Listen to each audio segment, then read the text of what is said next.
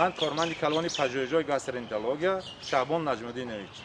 خیلی که به همگان معلوم است پژوهش‌های گاسترنترولوژی از روزهای اول پیدایش بیماری کرونا ویروس و کرانتین فرا گرفته شد و در مدت 2.5 ماه می شود که ما زیاده 350 نفر بیمار را بستری کردیم. اکثریت بیماران با موافقت توابت یافتند و همه بیماران جواب داده شد. اکنون ما در پیش خود مقصد گذاشتیم که در مدت 2 روز تمام داخل بینا بیرون از بینا دیزینفکسیا که گردانده شده از روز دوشنبه کار مقرره خود شروع میکنیم.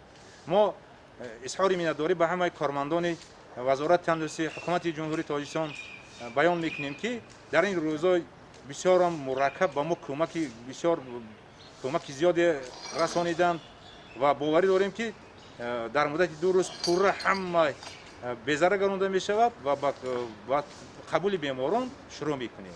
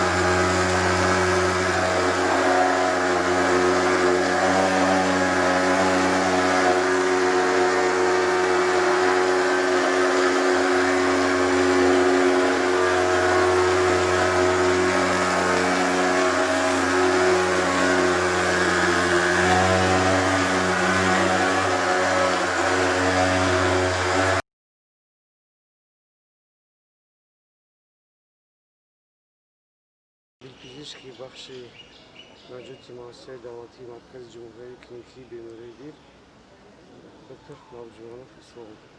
مؤسسه دولتی مرکز جمهوری کلینیکی بیماری دیر از سنه هشتم ماه ایون فعالیت خود را با فرمان وزارت تندرستی جمهوری تاجیکستان فعالیت خود را